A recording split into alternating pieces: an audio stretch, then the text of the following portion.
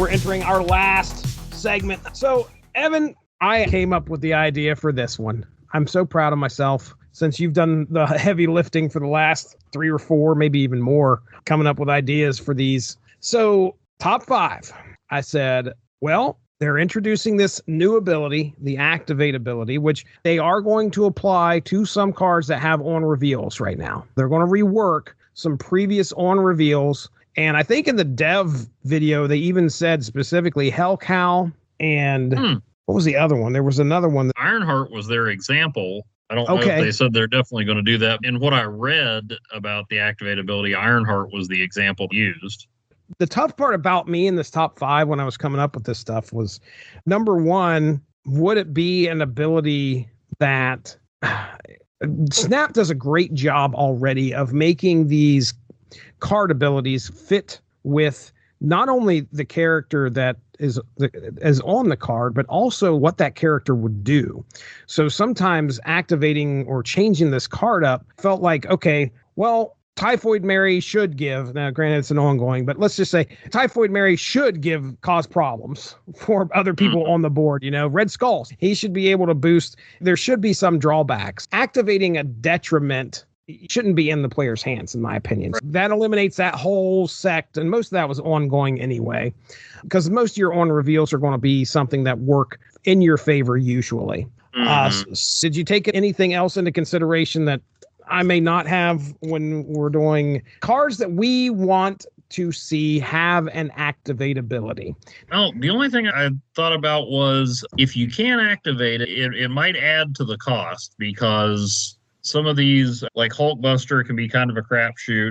So the more control you have, it might either add to the cost or reduce the power. So I didn't get too into the weeds with it, but I know that did affect the order that I put some of them in. Okay, that makes complete sense to me. So, because it affected the order for one of them. And then there's another one that I'm like, I don't know what. See, what we said, cards we want to get activated. Some of these might not be practical to activate. So I tried to think about what would be practical.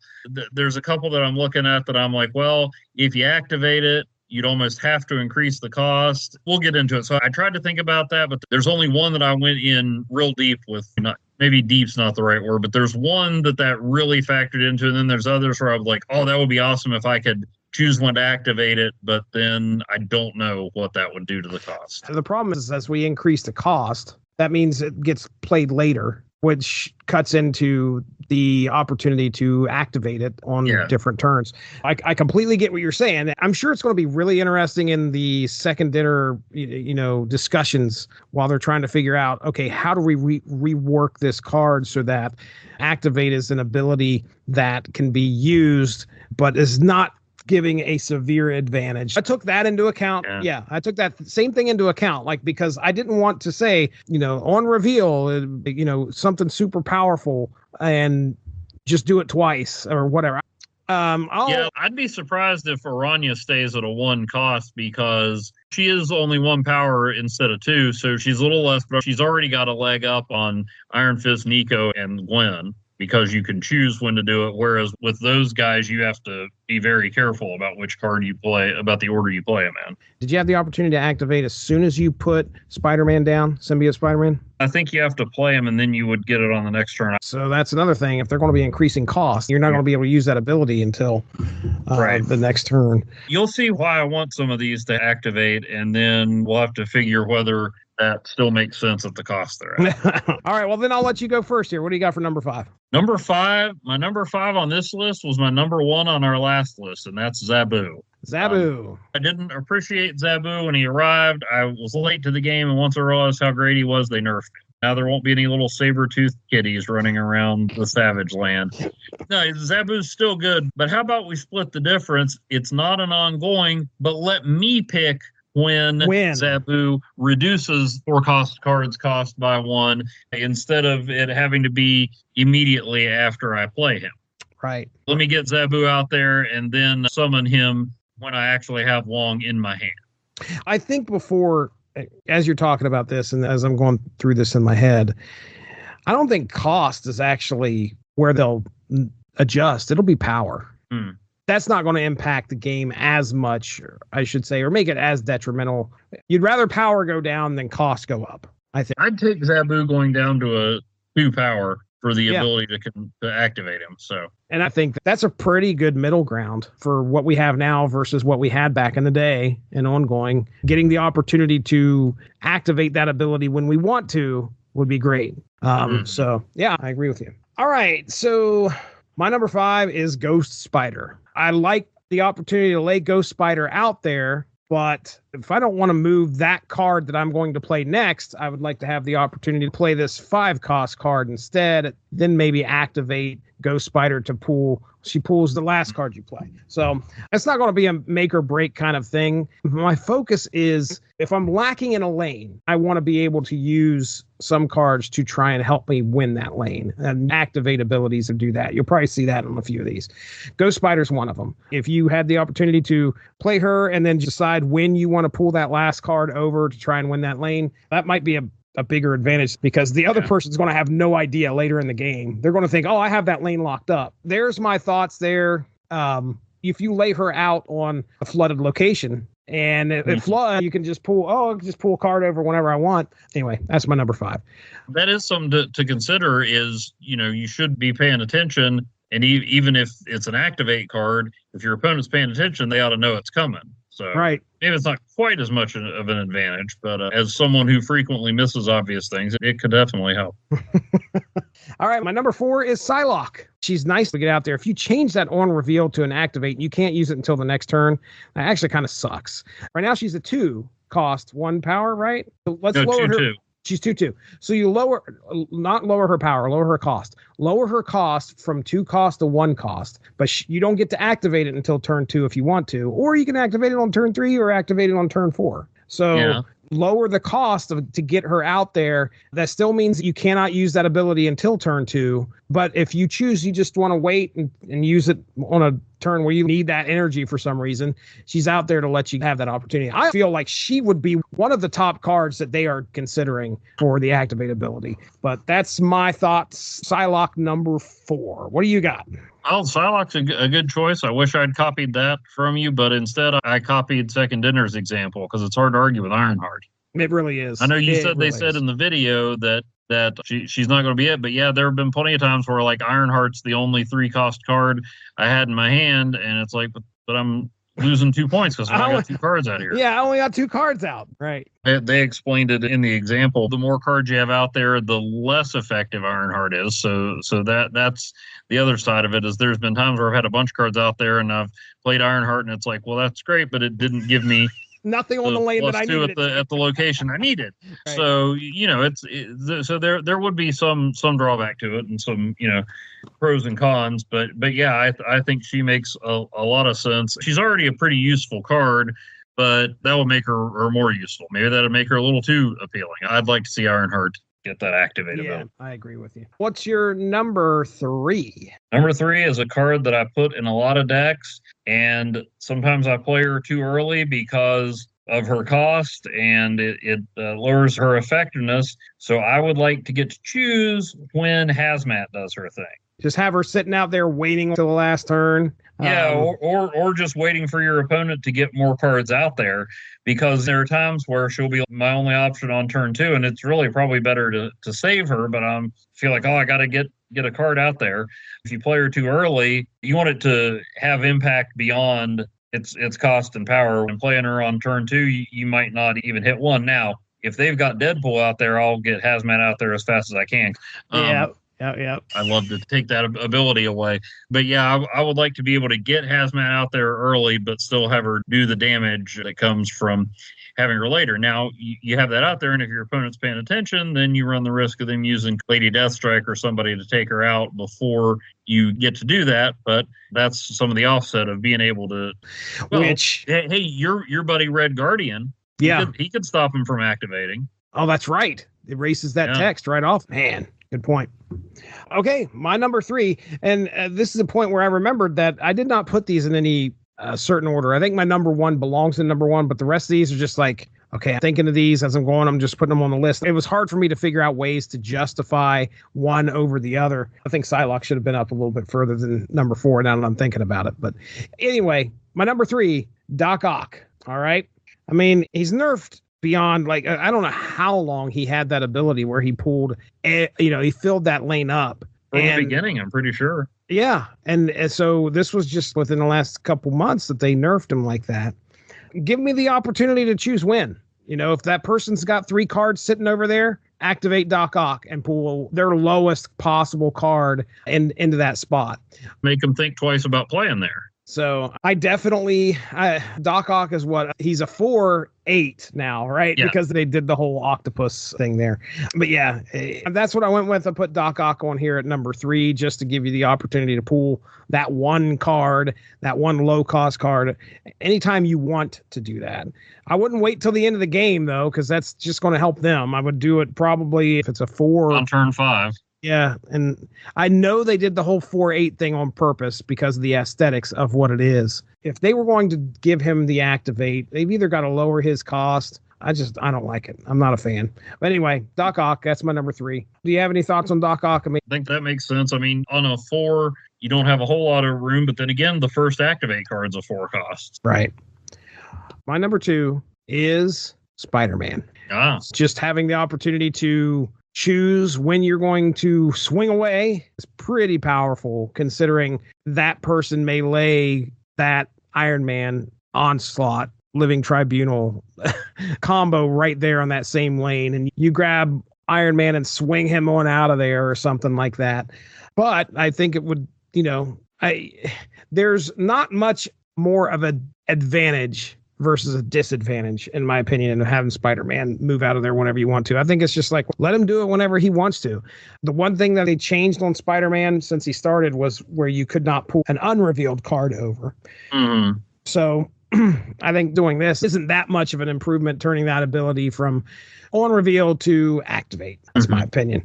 What are you thinking? It could also work to your advantage. If you've got a lane filled up, then you know exactly where he's going, especially in concert with Kraven or Kingpin, because Spider-Man works with those guys all the time. You'd make sure you'd pull them over to where Kingpin would give him a -2. So that's another advantage to waiting. If anybody was worried about that, I don't think dropping him to a 4 cost would be that bad of a trade-off. I mean, a 4 power, sorry. I was going to say, dropping If he went from a 5 to a 4, I think it'd still be worth it. All right. Well, then what is your number 2? My number 2 is the only one on my list that is not an on-reveal. Somebody that I would like to get out earlier, but not have him do his thing immediately is Havoc.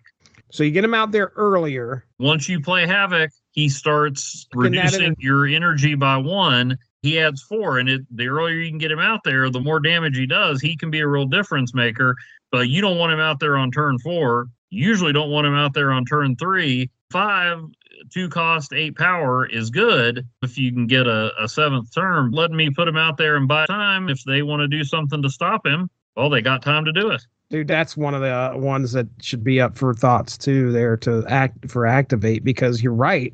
The longer you wait, the less that card's going to go up. So right there is your disadvantage for possibly putting activate on there. Because like you said, you're not going to lay him out there and want that early and would have your energy stuck at 2 or 3. Yeah. It sucks.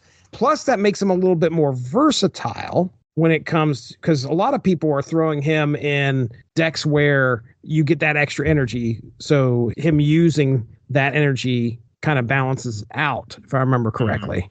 So, yeah, I mean, really, I feel like that's such an even trade-off. I think it's worth it because you're not going to get as much energy at the end. And if you activate him later, then great. If you activate him earlier, well, you better have an idea as to what you're going to do with this guy, because your energy is going to be depleted quite early. So, yeah, that's a really good one. All right, number 1, Evan Bevins, you're up first. Number 1 is a card that gets used a lot anyway, so it's not like this would make it much more appealing. But I think it's a card that you could do pretty much at its regular level. Maybe you drop the power down 1, and it would still fit with the nature of the card and character. But let's give Nico Minoru an activate. Okay. I had thought about putting her on this list, and I got to hear your thoughts on this because I was doing the math on all this. It wasn't exactly amalgamath, but it was math nonetheless. I was doing all this math in my head, like, okay, how would I make this work? So I got to hear how you would do this. Her spell still changes every turn, but now you've got her on the board. So you pick when it hits, just like you do now.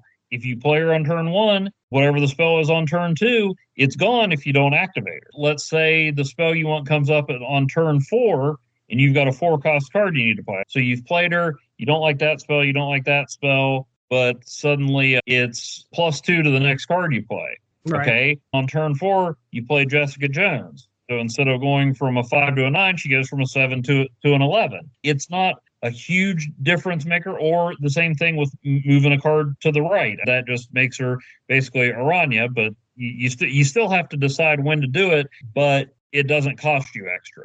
I like that. You play Nico and then you wait for the spell you want. At first I thought you would need to increase her cost, but you wouldn't need to increase her cost because if you play her and you can't activate her till the next turn, you still miss that spell. So I guess that takes one of them out, but I don't know. It would still be random. I don't think that would be too big a drawback or too big a sacrifice to be able to pick when you get the spell you want. Now, if you've got her in a move deck and the first spell is move the next card you play 1 to the right, well, sorry, you missed out on that one. If you rework this card, you just don't show what spell the first one is. You just play her at a 1 cost. That way you don't feel like you're losing out on something.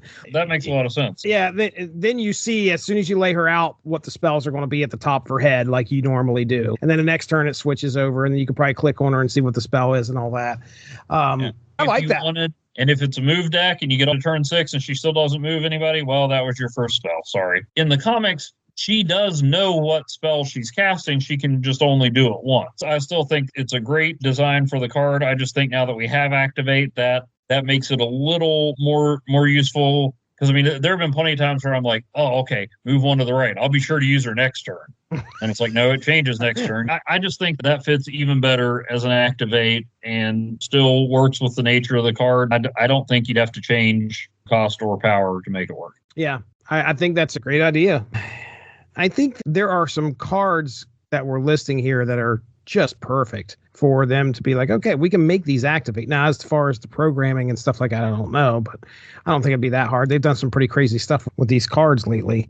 So adding an activate may be pretty easy, I think. And it would feel natural too. Like, okay, she's going to cast the spell, activate. And then she casts the spell. I think that fits well. All right. Well, my number 1. So I mentioned earlier about how a lot of these were cards that would help you get an advantage in a lane. She's a 4-cost, 1 power. Can you guess which one I'm talking about here, Evan Bevins? Oh, Shuri. No. Although that's a good idea. Shuri would be a good idea. Wait. Jubilee, that's right. Let's say you drop her down so you can get her out there on turn 3 because you can't activate it until turn 4. If you wanted to activate it on turn 4, it's same card. Let's say you want her to sit out there. Your opponent's going to be looking at that card and worrying, okay, he's going to activate it at some point during the game. What do I need to do with this lane? Do I really need to put a lot of power here in order to win? Or am I going to hope he pulls a random card that's a dud? I think she would always be used at the end, to be honest. You could potentially pull a 6-carder to take that lane. Now that I'm thinking about it, she might be a little too powerful for an activate ability. Because if you just have her sitting there and you activate her, you're always probably going to activate her on turn 6. Maybe you know what's left in your deck. You can see I'm working this out in my head right now. You may want to wait and make sure certain cards don't get pulled in by Jubilee. Right. And if you have a better idea of what's in your deck, then you know the moment you hit activate what the chances are of what you are going to pull. You could just say, okay, I'm writing that lane off as a loss, but the advantage was that your opponent might have been worried and stacking stuff up there, neglecting the other 2 lanes, giving you the opportunity to get in there and win those other 2 lanes. I feel like it is absolutely one that we would love to be able to activate. So I guess she does deserve the number 1 spot in that if you could activate Jubilee's ability when you wanted to, then wow, I want to see that in my deck now. And you can create other decks around that with that thought in mind. 3 6-cost cards in here. I haven't drawn a single one of them this whole game. What do you get down to on a turn 6? We'll just say turn 7. How many cards left in your deck at that point? So you got 2 left. If you haven't added anything into you would know most likely what those other 2 cards are, whether you're going to activate Jubilee or not. So anyway, long way around me saying number 1, Jubilee. Any thoughts on that one? No, that might get her into my Iron Slot deck. More power to you. Literally. Redistributed power. Wait, is Living Tribunal a communist? We did it, Evan. Top 5 cards we want to see have an activate ability. We just finished it. My goodness. Everybody, I hope you're all ready for next season. The amazing Spider season. We wish you the best of luck. Let's get into plugs here, Evan Bevins. Let's roll. What do you got going on over at Asterisk 51? Asterisk51.blogspot.com. I'm working my way through the second wave of Amalgam titles and checking out free comics on Free Comic Friday, hashtag Free Comic Friday. Also look for hashtag Dollar Tree Cinema for movies you've heard of and movies you've never heard of that I found at Dollar Trees at various and sundry locations. And coming up next for me is a return to my series Stuck in a Moment about movies that I get hung up on based on one single scene that break or make the movie for me. And this is a positive one in the X-Men franchise that I wouldn't have very good things to say about if it wasn't for one moment in the movie that makes me forgive everything before and after it. Okay. I'm racking my brain. I can't wait to see this article that you're going to write. Yeah, it should be up this Friday. Asterisk51.blogspot.com. My oldest has decided she wants to revisit the X-Men franchise and, twist my arm. And now we're getting into the one she hasn't seen. And there was one that, I wonder. I watched it again and I'm like, I didn't remember that. I didn't think about that way. That was worse than I thought. But there's one moment. Just one. Just one moment. All right. Well, ladies and gentlemen, you're most likely listening to this podcast on the Source Material Comics feed, and we appreciate that. We are Snap Material. We talk about the Marvel mobile game, Marvel Snap. You can go back in the archives. Evan and I, like I said, we've been doing this for at least a year, I think. We have all sorts of fun podcasts out there, great top 5s, fun battles as well. If you want to check those out, our discussions on previous seasons and upcoming seasons, they're all out there.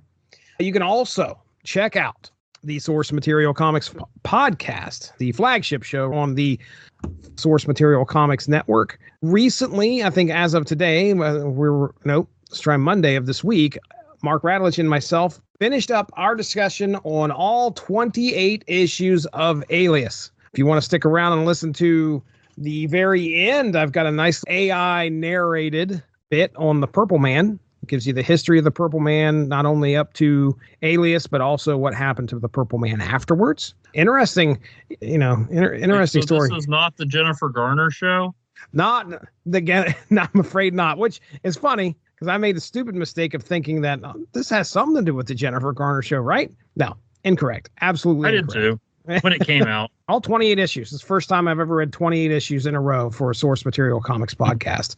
Quite an endeavor, but check that out. Also, the 90s-centric comic podcast, The Unspoken Issues, aired, I think, last week, and we discussed Cyberforce, codename Strike Force, opposing forces, and their forces were not very opposing. We'll just put it that way. However, Steve Gerber wrote it. And yeah, and strangely enough, Steve Gerber can write the straight stuff. I'm used to reading Howard the Duck, the opportunity we had to read Howard the Duck and She-Hulk. Was it She-Hulk and Howard the Duck? And some of the zany stuff that Gerber writes, it's not very prevalent in this 2-issue series that wraps up basically Codename Strike Force's title. But there is some kind of wacky stuff. And somebody had made a comment about how they appreciated the fact that Gerber did not go the typical route of making both teams fight, which they didn't, even though the name of it is opposing forces. So check that out. Dean Compton and it was Matthew Price got together and talked about that. And I also debuted the opposing forces AI generated metal song about the events that happened. All right, Evan. I want to find it. now because it's Gerber. Steve. Oh my gosh. Yeah. That guy. Yeah. He wrote a trade you can get on Hoopla. I forget what it, I think it's called like Avengers versus Thanos, but it's like the first big Thanos storyline that like even goes back to his first appearance in Iron Man. It doesn't involve the Infinity Gauntlet, but it is so much like the Marvel Cinematic Universe because it's all these seemingly random stories with different characters that coalesce into one huge face-off with Thanos. Oh, really? And Wow. that includes several issues of Daredevil written by Steve Gerber. No kidding. Yeah. Wow. Okay. It's really good. And best of all, it culminates in, I forget if it's an annual or just a double-size issue of Marvel freaking 2-in-1. Ah, beautiful. The universe is in danger. Who are you going to call? Benjamin J. Grimm, the ever-loving blue-eyed thing. I think Gerber came on for a few of, basically he came on as a codename Strike Force and was writing that for a little bit. And then they had to wrap it up with these 2 stories. All right. Well, that's going on my list of things to track down. Image Comics by Steve Gerber. Yeah.